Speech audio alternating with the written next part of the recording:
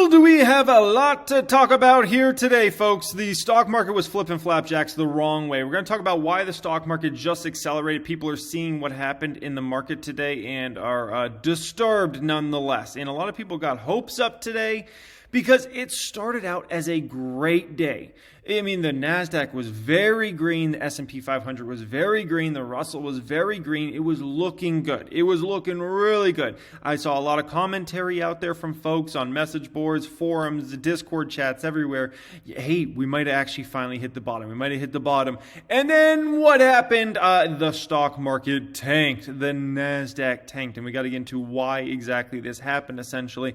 And nonetheless, I mean, we were at almost 650 or so on the NASDAQ, and then we finish out at 14.1. That's harsh. Let's just put it that way. And for a lot of folks, this is the first time, some retail folks have gone through a correction, a crash, whatever you want to call it, right? Which it depends on where you're looking in the market. What we know is the most stocks in the history of the stock market are down right now in terms of NASDAQ stocks, are down over 50% plus, have been cut in half, right? From 52-week highs. We also know that around 70% roughly or so, because what I saw is this is a couple weeks ago now. There was an in-depth article that came out that 2/3 of NASDAQ stocks were in a bear market, meaning they were down at least 20%. Well, nonetheless, the market's gotten way worse over the last couple weeks. So I would estimate that anywhere from 70, maybe 75% plus of NASDAQ stocks are now in a bear market. We're not technically in a bear market because literally, if it wasn't for Apple and a few of the big dogs out there, my gosh, would we be in a vicious bear market. But the fact is, most stocks in the stock market are in a vicious bear market. There's no debating that. That's a fact, okay? The fact is, the high majority of stocks are in a bear market. The fact is, half the market's crashed, essentially, okay? And you got a few of the biggest companies. If it wasn't for a few of the biggest companies holding up the NASDAQ, oh my gosh, man. I mean, the indexes would look awful right now if it wasn't for such heavy weights, okay? Look at the Russell. Oh, the Russell Wilson. Oh, man, just bad. I mean, Russell was having a good day and it just fell to pieces, okay? We're approaching now right around a new 52-week low for the Russell. The Russell's just been awful. We know that. Now, I know what you're thinking. Where are we at year to date with the market? Well, I'll show you that here. This is where we are at year to date for the market. The NASDAQ is now down over 9.5% year to date. We are on pace for the worst NASDAQ in the history of the stock market for the month of January. Literally, if we just get a few more weekdays and we don't get any strong bounce backs, we're going to be literally in the worst NASDAQ in the history of the stock market for the month of January. And that is extraordinary because we're not even in some type of massive recession right now or something like that. If we were in that, you could understand. It's or the world was getting shut down because of Rona, something like that. You'd be like, well, I understand because essentially, we're in this bad position. We're not even in that right now. And we're going through it. Let's just put it that way. We are going through it right now. It is very much a realistic possibility that unless we bounce back, we're going to finish the worst ever in stock market history for the month of January. We're on that type of pace, okay, and on that type of trajectory. Amazon stock. I've been talking about this one recently. I think Amazon's very, if you're looking for a big tech, I think Amazon's getting very, very interesting. This is extraordinary. Amazon stock I've seen some dips in Amazon stock over the past 14 years since I've been in the market and some chill out time periods, okay? But this one is pretty extraordinary. I mean, this stock is down over $400 a share in the past 18 months. In July of 2020, this stock was $34.50. Right? And what we saw since July of 2020 is most big tech actually do great over that time. And the S&P 500 do very well and the NASDAQ do very well. But Amazon, not so much. That's it's just interesting that this stock is down that heavily during this past time. Now, the fundamentals of Amazon have never been better. We do know that. But at the end of the day, this market doesn't care about fundamentals right now. This market doesn't care about revenue growth. This market doesn't even care about net income growth. This market doesn't care about anything right now except sell and flood to safety. That's what the name of the game is for big money out there right now. What you got going on, what your outlook is, what your revenue growth is, what your net income growth is. it doesn't matter in this sort of market. Even P's don't matter anymore. Like, let's just call it what it is. Nothing matters in this sort of market. We're just in a certain state of the market where none of that matters. Okay. Corsair Gaming. This was just an interesting one. I just wanted to pull up here. It was funny. There's like a joke, a running joke. If you follow this stock, you own this stock. There's no one left to sell the stock, and it's interesting because Corsair has held up pretty decent recently, despite. Like Corsair was at $20 a few weeks ago, and the market's gotten massively worse. We know the Nasdaq has crashed essentially, right? Down 9.5% year to date on 20 days through the trading year. That's extraordinary. And there you got CRSR, holding up pretty decent. It is, it's kind of a funny joke, but in all seriousness, you do have to think. Okay, here's the thing. I don't think this even hits a lot of people's minds. What do we know about Corsair Gaming? What we know is this is a massively shorted stock, like one of the most shorted stocks out there, okay? And what we know is a lot of times shorts like to cover in two types of markets. One is a market where it is skyrocketing, and believe it or not, shorts like to cover a lot of times in a market that's in a massive downdraft, especially stocks that are in a position where they're going, they've been devastated and they're max shorted. And the reason being, this is very important, is if you're a short, right, you're saying, okay, the market's pulled back huge now, all right?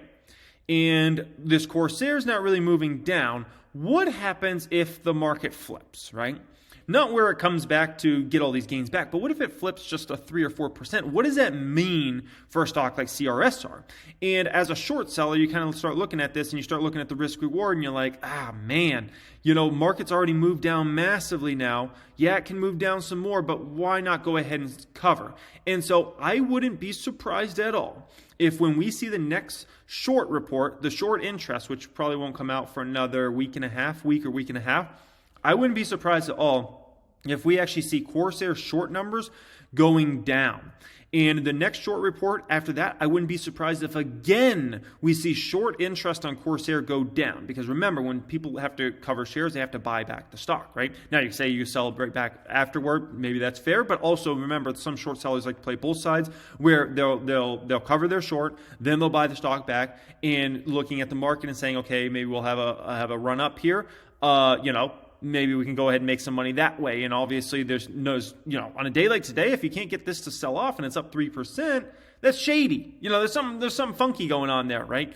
So do not be surprised at all if you see Corsair and a lot of these stocks that have been max shorted. Don't be surprised if you see a lot of shorts cover over the next several weeks, which is counterintuitive to what you think. Because once again, you see a market going down, you would think shorts would want to short even more. The more the market goes down, the more dangerous it becomes to short in that sort of situation, because we know the market flips very, very quickly. And as I always say, when stocks are at all-time highs, I get scared in the market as a long. And the reason I get scared as a long in the market, if everything's at all-time highs, is I know like there's a high probability the market can flip on us, right? You're not going to keep hitting all-time high and all-time high. So I feel much more comfortable in a market like this where everything's at, I don't want to say all-time lows, but 52-week lows, and some of these stocks are at all-time lows. It's much more interesting to me, and I feel actually much more safer in a market like this versus a market where everything's hitting all-time high after all-time high, okay? Now, if we go ahead and pull up Hungry Bull here, I mean, it's just, anything smaller cap has just got destroyed today. Look at Fubo, down 5.7%. The Chef down 5%. Purple down 5%. JWN down 4%. Revolve down 3.7%. The smaller market cap seems like the harder it got hit. Stitch Fix, another 52-week low, down 3% plus on that one. Celsius Holdings, that one down 3% today. Amazon down 3% today. We already spoke about Amazon. That's a big move for Amazon. 3% down, that's pretty large, and $400+ down in the past 18 months. That's pretty large there. Honest Company down another 2.8%. That's just one of those stocks that's just, it's ridiculous as trading down there. But as I always state, just because it's at some silly price, this is a $20, $30 stock a few years from now. But that doesn't matter in this sort of market, and it doesn't mean it can't go lower, right? It's just new low after new low after new low. Beyond Meat, And by the way, that's why you have to be careful with margin in this sort of market, because even when you think there's no way the stock can go any lower, it breaks a new 52-week low after a new 52-week low. Beyond Meat, 2.7% down here today, okay? And so just a lot of vicious moves. Now, I'm not sure if you guys saw the newsletter yesterday on the Hungry Bull. Stocks could crash more as buy the dip is dying. And so I thought this was pretty interesting. And basically what they found is there's about a 20% decline in buying volume out there from the retail side. And so what I think is kind of going on with retail, I think there's several different factors. I think one is folks are tapped. They've already gone all in stocks, so they can't buy the dip even if they want to. I think that's a factor. Two is there's no stimulus money out there right now. So that's a second part. Third part is, think about it like this, okay? This is really, really important. Imagine this for a moment, right? You're buying the dip, right? Let's say you're buying 70% plus of stocks are in bear market in the NASDAQ, and we have all-time records of stocks that have crashed, right? And so let's say you're buying the dip, and you love this stock and this stock and this stock, and you're buying, and it just keeps going down and going down. Well, eventually, even if you do have money, you start to think, well, the trend is this stock just continues to go down and down and down. Why don't I just wait a few weeks? Why don't I just wait a few months? Why don't I wait till things clear up? Why don't I wait till the Fed makes some decision or something like that, right? And so you start kind of just saying, you know what? I'll wait. There's 0% FOMO in this market right now. And I mean 0% FOMO. Whereas last year there was maximum FOMO in January, right? And it was like, buy every dip. Oh my gosh, it's down 1%. Got to buy it. In this market right now, I don't see any FOMO. And I'm on Discord, I'm on YouTube, I'm everywhere, right? And I see no FOMO. I don't see anybody saying, you got to buy the stock because it's about to skyrocket. There's no feeling of that in this market right now. And so I think that's another reason is folks that even have money and are kind of like, the trend is down, and a lot of folks wait for the trend to reverse before they buy stocks. Now, that's a game some folks like to play. That's not a game I like to play, because at the end of the day, you can get false trends to go your way, right? What if the market all of a sudden bounces back? Let's say Nasdaq's up 3% tomorrow. Does that mean go all in? Do you have to wait till it's up 10%, or do you have to wait till it's up 20%? Like when is it okay to buy again? I think that's something very important. And the other reason that's a losing game is if the market goes up 5-10%, you got to understand what that means for a lot of these stock prices is you miss a 20, 30, 40% rise during the course of that time. And that's why I showed a great chart in a video, this is probably a few days ago now, but it was basically showing you that over time, if you had missed the best buying, the best, most up days in the market by not being invested, your gains overall were just ridiculously low. Now, in terms of if we go back a year ago, right, January 2021, retail had full control over the stock market, right? There was full control from the retail side. And the retail side got so powerful at this time last year that retail started to push their weight around, right, in terms of stocks, pushing stocks around, and even kind of sticking it to the hedge funds, right, in big Wall Street money. And I remember that time period. I was a little scared. I was like, man, you guys don't know what you're kind of messing with here. Because there's just a whole lot more firepower on the other side, okay? This is like, the U.S. Army, going against North Korea, okay? And the retail traders, we're North Korea, just so you know, in that situation, okay? Big money is the U.S. Army. It's a little different beast. And so you can, poke at them, but just realize they can destroy you at any moment. And so if we go back a year ago, for lack of a better word, the retail market had the stock market by the balls last year in this market, right? They really did. They really did. And you just saw the activity in Robinhood and everything that was going on, and just retail had it, man. Had full control over the stock market. And boy, did things change quickly, because who doesn't have control, even 1% right now? It's retail, okay? As of right now in this sort of market, big money is in full control in January 2022. It doesn't matter what retail does. It doesn't matter if retail buys a dip, if they don't buy the dip. It doesn't matter. Big money's going to dictate wherever the stock market goes over. Right now, they're dictating it completely, and wherever it goes over the next couple months. And if they want to play games, if they want to send stocks up and then send stocks down on the same exact day, and look at guys, it's 2% up. Ooh, it's down 1% by the close. They can do whatever they want, and they're pushing their power around right now, okay? Because there was You know, the important thing to remind yourself on a day like today, there was no massive news that came out during the trading day that I was like, oh, yeah, we should all of a sudden go from up 2% to down 1%. There was nothing like that. Big money's pushing this market around, and they're going to take this baby wherever they want to take it in the short term, and there's nothing you, me, or anybody else can do about it. We are just stuck, basically, I don't want to say victim to this market, but we're just stuck in this market right now, okay? And there's nothing we can do about it. I think the perfect stock to look at is being pushed around is Hood, right? And this was a market last year that you know, the Hood was flying high, and it was beautiful in terms of how many customers were coming to the Hood last year at this time, and the power of the Robinhood investor and all those sorts of things. And this company went public this summer and it hit $85 a share, and it's $13 here today. $13, and it was $85 this summer, okay? And like literally, if look at this stock, you know, this is one of those that it was looking like, oh, the Hood's bouncing back. It hit $14.84 today, and then it finishes almost on basically at a new all-time low. It hit a new all-time low here today of $13 and some change, right? And so that just shows you that retail has no power in this market right now. And I mean, when I say no power, I mean 0% power in this market. Retail doesn't have it right now. It's big money. They're going to dictate wherever this baby goes right now, and that's the way it is. I watched this video the other night with my kids inside a tornado, and you know, these folks, it was crazy people, man. They should have went for cover, but nonetheless, they're recording this tornado, and you know, this tornado just is destroying houses left and right in their neighborhood. And lucky enough, their house didn't get destroyed. It kind of broke some windows and things like that. But if it had made a direct hit with their house, you know, those people would have likely not been here anymore. Let's just put it that way. They got very, very lucky. And so the way I view this stock market right now is we're inside the tornado right now. And there's nothing we can do about it. There's really, you know, almost nowhere to hide in this sort of market right now, right?